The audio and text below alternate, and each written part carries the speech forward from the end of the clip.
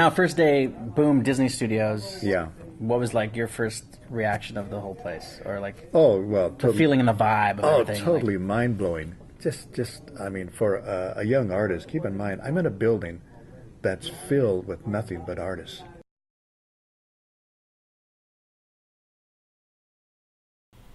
Yeah, we're rolling. Hello, this is One Watched.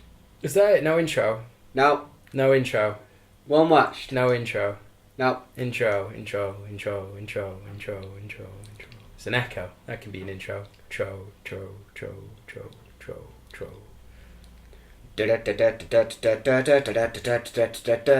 No more. We'll get copyrighted. Right. Do you know what everyone needs? What? A bosom for a pillow. Everybody needs a bosom. Everybody needs a bosom for a pillow. Everybody needs a bosom. I'm over 45. I was listening to Brimful of Ash. It's like one of those songs I forgot exist. We should actually get going. Yeah. So I watched something. Hello, this is One Watch. We watch things. We did I'm that. Sam, you're Tom. Yeah. I don't know how much we did. I just started ragging on you for the I say it intro. was One Watched. They already know who we are. Do they? Well, there's Are you like sure? four people. Like who the watch four our people channel. listening know us. So, yeah, Hi, they know Mum. who we are. Yeah. Glad you listen. So- Mum, my mum doesn't listen. Okay, yeah. Yeah, You've so- watched something. yeah, I watched Tom has something. watched something. Yeah. About It's time. called Floyd Norman, The Animated Life. Floyd Norman. Norman. An Animated Life. What country is he from? Can I ask, with a name like Floyd? Who's from Norman? America. He's from America, right? Yeah. I really like the name Floyd. It's just Yeah. that's a cool name. Floyd Norman. Yeah. Okay. So he's an animator, or was an. Is this a documentary? It's a documentary. Right. About a guy called Floyd Norman, Yep.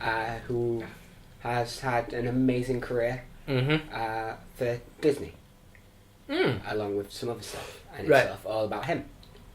What era of Disney are we talking about? He was there from about 65. Okay, cool. That's fine. Right. Just there's like 1930s Disney, Yeah. and like if my Jewish grandma were around today, she might have words with me if I was to speak positive about that era of Walt Yeah. Disney and his Nazi connections. Yeah. See, that's one of the things that like vaguely comes up and stuff. Oh, really? Okay. Yeah. Not like massively. But Floyd Norman was the first ever black guy to work at Walt Disney. Okay, you got me. You have me. Right. That's not a twist, right? It's not like the No, end. You get no. to the end and he's black. Well, like the picture of him is on the on the cover, like that shows the thing is a black guy that works Okay, for Disney. okay. So and like it gets mentioned a lot, like because it has like loads of archive footage of like old interviews and stuff, and like you know 60s, you always get the question of what's it like to be a black guy working at Walt Disney, Yeah. and he's always like, and because of how he was sort of brought up, he's always just like, I'm just an artist at Walt Disney. And like people are like, how'd you get a job? He's like, well, people always, when I was a kid and stuff, like people would be like, oh, you can't work for Walt Disney. You're black. They don't hire black guys. And I thought, well, I wanted a job at Walt Disney, so I applied for a job at Walt Disney, and I got the job. Like sort of talking like he's like, it wasn't like being a black guy at Walt Disney wasn't anything, but I was the only black guy. But like, so to the outside world, like everyone's like, oh, like this is a thing. Like he's the only black guy to work at Walt Disney. So to people, possibly some jealous, but also people just looking from the outside who have that certain mentality about him, he's just the token. Yeah. Oh, it's PC gone mad. They've Yeah. hired a black person. He's a token black guy. But to him, it was, no, I fucking applied. I worked my ass off. I'm good at animation. I applied. Yeah. They gave me the job. Yeah, I didn't tell them, Yeah. And like he talks about like how he first got into like animation and stuff. Like he used to mess about in school, and he's like, I think he said it was his teacher or something. Like taught to some guy, just like he never does any fucking work. He just sits there drawing, and the guy turned around and goes, "Oh, send him over to me." So in high school, he became a comic book writer, Nice. comic book artist, because some guy just went, "Oh, send him over to me," and just gave him a job. Nice. That was like how he fixed the. Oh, he's just gonna draw. Okay, draw then. Nice. That would have been Silver Age comics as well. Yeah. Yeah. So like, he's doing like, and like he goes for like his career, and like, at one bit like he either quit or got fired. I'm not sure. Like he has got fired like multiple times from them. From Disney? Yeah. Okay. Because of how Disney works and the studio system works. Basically, you have on periods and you have off periods. So the one bit you have like 300 artists, and then they go, right, we only need 70 now. So all you lot are fired. we might hire you back again. And he like talks about like at times he'd be like, oh, I was working in publications, and then they fired me, and then immediately after I got a pay rise and got hired by the animation. Yeah, because that's what happened. Like you get fired from one department and the other department and go, shit, he's on the market, grab him, and you're still working for Walt Disney. You don't get transferred, you get fired and rehired. right. This right. This doesn't really relate, except I heard this. Right, you know I play games, right? Yeah. Silent Hill. You heard of Yeah. Silent Hill. You know Silent Hill. Yeah. You know I love Silent Hill, Yeah. especially like 1, 2. Yeah. Two of my favourite games. Team Silent, the team that developed Silent Hill 1, 2, 3, and 1, 2, and 3, they are actually all the people who were considered underperformers in other teams. They were then let go from their teams, and they basically just like hung around a room waiting for other departments to hire them. And because of their reputation, none of them got hired, so they just went, "Oh, let's just do our own project." Basically, and Silent Hill became their own thing. And because they were an underachieving team, no one gave a shit about them. Yeah. So like they changed everything that Silent Hill was meant to be, from this big Hollywood blockbuster to this crazy horror thing. Anyway, back to Walt Disney and Floyd Norman. Floyd Norman. Yeah. So like at one bit like he leaves, and he leaves. I can't remember what year, but it's like during like all the riots and stuff that are going on. I think it's in the Bronx. Like you have like the Bronx riots and stuff and all this stuff. I believe there were many. Yeah, it's like, and he bought a camera off his boss. Him and another black guy that also worked at Disney. So he wasn't on. just the token black guy. Yeah. Slightly to the later, outside another world guy, later on. And they just bought a 60mm camera and just went off and like built their own like company that was basically all about like black culture, like because he was like, well, yeah, where's it represented? And, like he'd go into like these fucking riot areas. And he talks about it like when there's a camera, like I think like his exact words is like, when there's a camera about, things change. He's like, you get to the end of the reel and you'd have a guy stop and look at you and watch you change the thing before throwing a Molotov cocktail. Like he wants to be on the film. He's like, they accepted us. Nice. Like, most people, like it was insane for anyone to go to like those places. So like his stuff got put everywhere because why would you go to the fucking riots, especially if you're a white guy in that time? Like you're not going to go to that white. You've got the massive racial divide. Most of the news reporters are white guys because of racism in the first place.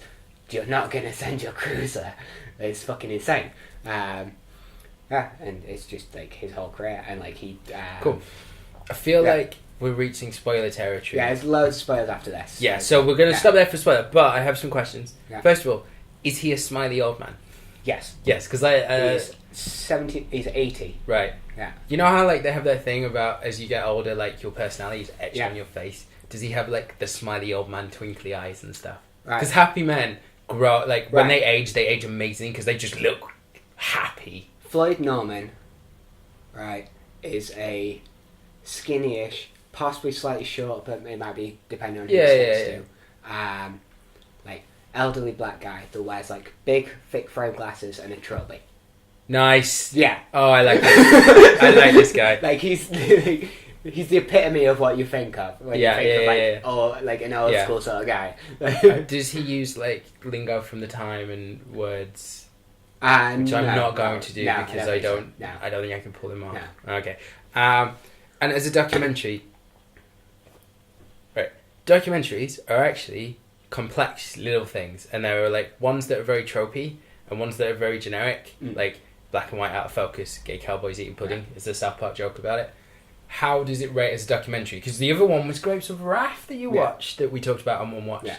And we might have recorded more, but not put them up because they weren't good enough. But as a documentary as a whole, like, is it fast and entertaining? Is it like words on the screen? Is it archive footage? Does it use music? Sell it to me, baby. All right, so it uses animation because he's his animation or just animation.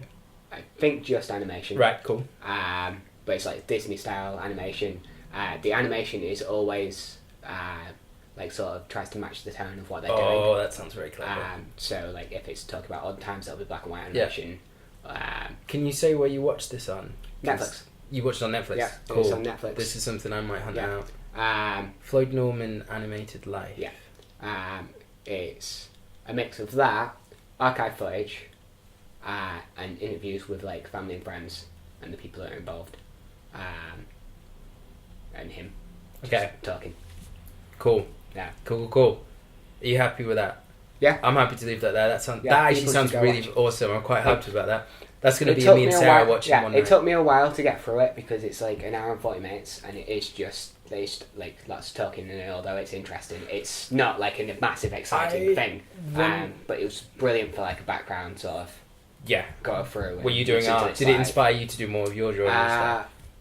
I wasn't doing art at the time, but I was like, I think I was talking to like you and Grace, and like browsing the internet, like, Yeah. in and out, Yeah, and, yeah. like Okay. sort of constantly watching it, having tea and stuff, and just Cool. like, It does sound to- really good. yeah. Yeah, I'm quite hyped for it. Just on the documentary, one of my favourite documentaries ever is Gonzo, and it's about Hunter S. Thompson. And I think I watched it in 20 sittings because it's just that like it's that overwhelming a documentary. It's like I fucking love it, Yeah. but sitting there, like I had to keep taking breaks and just absorb what I was being told about this person's life, and especially when it's like before your time. Yeah. You have to like take time to really put yourself in. Okay, yeah, that's what it felt like. And at the end of the documentary, if you don't smile, you are a cunt. Okay, there we've used very strong language. Well, if you're listening to this, you're not a child now, are you? No. Okay. Well, that's that. Yeah. Thanks for listening, everyone. We're sure you'll not see you next Tuesday. It's just Tom's very passionate fan of Floyd Norman. If you don't smile at the end of that film, you may as well never watch The I'm Wire. smiling at the thought of it. So. Yeah. Oh, don't say it. Don't. No, Okay. you're a broken person. If you don't smile at the end of that film, you're a broken person. Don't watch anything. Go work for a shitty company and become a manager. And we're out.